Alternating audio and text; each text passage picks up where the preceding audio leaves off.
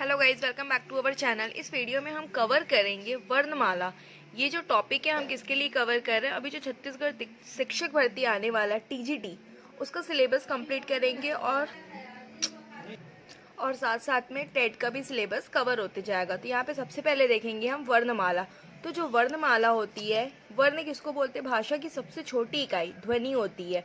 ठीक है, अब यहाँ पे देखेंगे हम जो टोटल होते हैं हिंदी में उच्चारण के आधार पर 45 वर्ण होते हैं, मतलब कि 10 स्वर और 35 व्यंजन। और लेखन के आधार पर अगर बात करेंगे तो 52 वर्ण होते हैं, 13 स्वर होते हैं, 35 व्यंजन होते हैं और 4 संयुक्त व्यंजन होते हैं। अब यहाँ पर देखेंगे जो व्यंजन क वर्ग, च वर्ग, ट वर्ग, प वर्ग। अंतःस्थ क्या क्या होता है? य र ल व, इसको क्या बोलते हैं? अंतःस्थ। य र ल व जो अंदर से निकलता है डायरेक्टली। उष्म, उष्म का मतलब होता है उष्म, या फिर इसको संघर्षी भी बोलते हैं। तो श श श ह। और संयुक्त व्यंजन, संयुक्त व्यंजन क्या हो जाते हैं? छत्री, त्रिशूल, ज्ञानी और श्र। तो ये बनते कैसे हैं? मोस्टली एग्जाम में पूछते हैं। तो छत्री, इसकी स्पेलिंग क्या होती है? इंग्लिश में कैसे लिखते हैं हम? KSH। तो के का मतलब क्या होता है? आधा क। तो ये अश, मतलब ये पूरा है आपका। त्र की स्पेलिंग क्या होती है इंग्लिश में? TRA। तो टी का मतलब क्या होगा? आधा त और RA, तो ये पूरा र है। ज्ञ की स्पेलिंग क्या होती है? JNA। तो जे आधा ज है और NA मतलब इया। श्र की स्पेलिंग क्या है? SHRA। तो SH आधा श हुआ और RA पूरा कंप्लीट र हुआ। अब यहाँ पे थोड़ा सा ध्यान देंगे, ये जो पूरा है इस पूरे को हम क्या बोलते हैं? स्पर्श व्यंजन। स्पर्श व्यंजन टोटल कितने होते हैं? 25 होते हैं। क वर्ग, यहाँ पे काउंट करो 1 2 3 4 5, च छ ज झ इया, यहाँ भी 5, ट ठ ड ढ और ढ। तो 5 से कितना हो जाएगा? 25। तो स्पर्श व्यंजन कितना हो गया? 25 हो गया। अंतःस्थ य र ल व, उष्म या फिर संघर्षी व्यंजन श श श ह। संयुक्त व्यंजन क्षत्रिय, त्रिशूल, ज्ञानी और श्र। यहाँ तक का क्लियर है। अब यहाँ पर देखेंगे, अब यहाँ पे जो देखो इम्पोर्टेंट हो जाता है इसकी बात करेंगे। तो ये हमेशा पूछता है कि कहाँ कहाँ से। तो सबसे पहले क्या होता है? कंठ आता है। ठीक है, कंठ के थोड़े से आगे जाएंगे तो क्या आएगा? तालु। तालु के फिर आगे आएंगे तो क्या आ जाएगा? मूर्धा, या उसको मूर्धन्य भी बोलते हैं। और मूर्धन्य के बाद क्या आ जाता है? दांत। और दांत के बाद क्या आता है? ओष्ठ, जिसको ओट भी बोलते हैं। तो कितने वर्ग होते हैं? क वर्ग, च वर्ग, ट वर्ग और प वर्ग। तो जो क वर्ग, पहले सबसे पहले क्या आता है? कंठ। तो कंठ, तो क वर्ग जो होगा क ख ग घ अंगा, ये पूरा क्या हो जाएगा? कंठ। कंठ के बाद क्या आता है? तालु। तो च वर्ग के जितने भी हैं 5, वो किससे हो जाएगा? तालु। मूर्धन्य, फिर उसके बाद क्या आता है? ट वर्ग। फिर दांत से क्या आ जाएगा? ट वर्ग। और ओष्ठ से क्या आ जाएगा? पूरा प वर्ग। कंप्लीट। अब इसमें आते हैं दो चीज होता है, एक होता है घोष और एक होता है अघोष।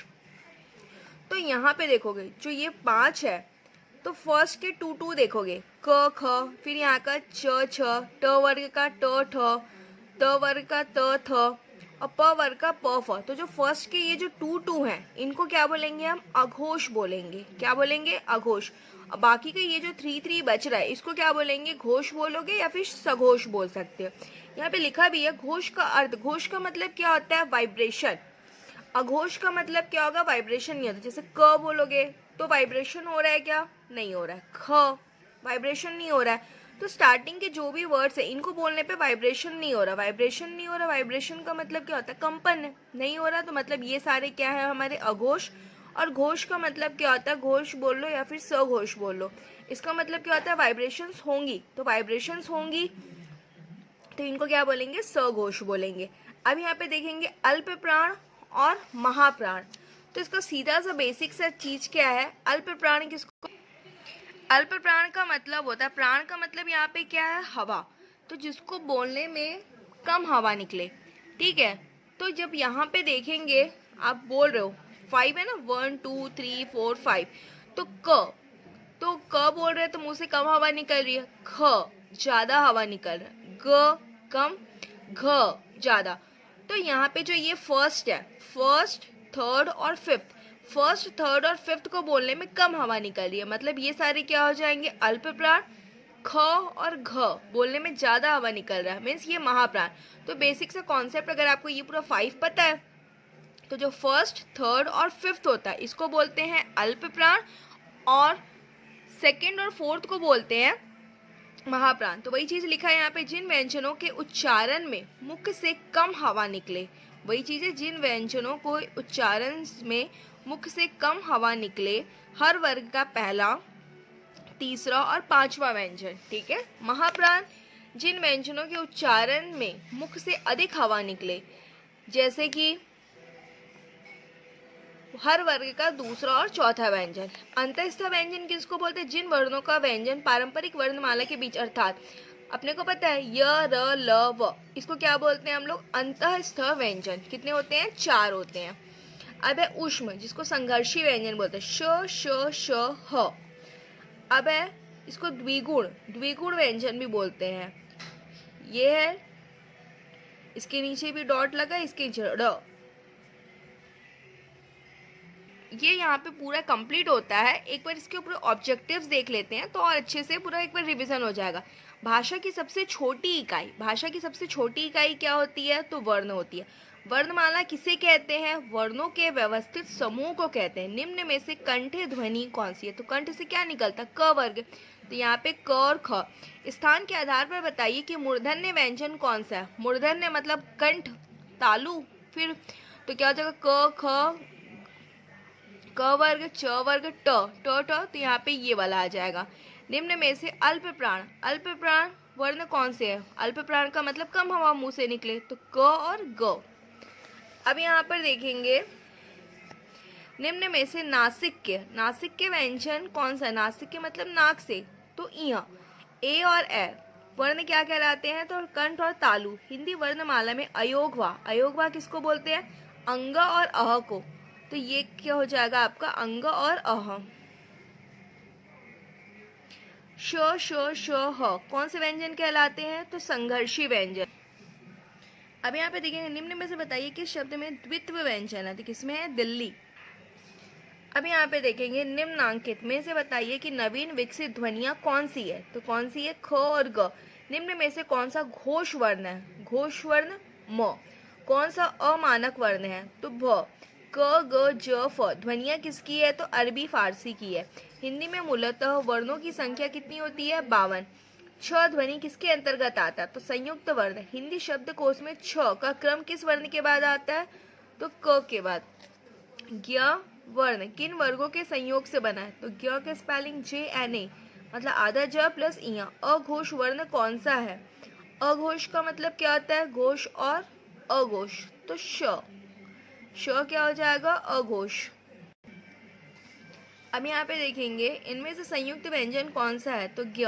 निम्नलिखित में से कौन सा वर्ण उच्चारण की दृष्टि से दंत नहीं है, तो ट। जिन शब्दों के अंत में अ आता है उन्हें क्या कहते हैं, आकारांत। जिन शब्दों के अंत में अ आता है उन्हें क्या कहते हैं, आकारांत। छ वर्ण किसके योग से बना है, तो छ, KSHA मतलब क और श। हिंदी वर्णमाला में स्वरों की संख्या कितनी है, तो 11 होगी ना, यहाँ पे 13 नहीं लेंगे हम लोग, क्योंकि 2 तो अयोग भाव हो जाता है, तो 11 होगा। निम्नलिखित में से कौन स्वर नहीं है, तो इया। निम्नलिखित में ट वर्ग नहीं है, तो घ। हिंदी वर्णमाला में व्यंजनों की संख्या 33। निम्नलिखित में से कौन सा पश्च स्वर है, तो आ। निम्नलिखित में से कौन सा अयोगवाह है, तो विसर्ग। छ ध्वनि का उच्चारण स्थान है तालव्य।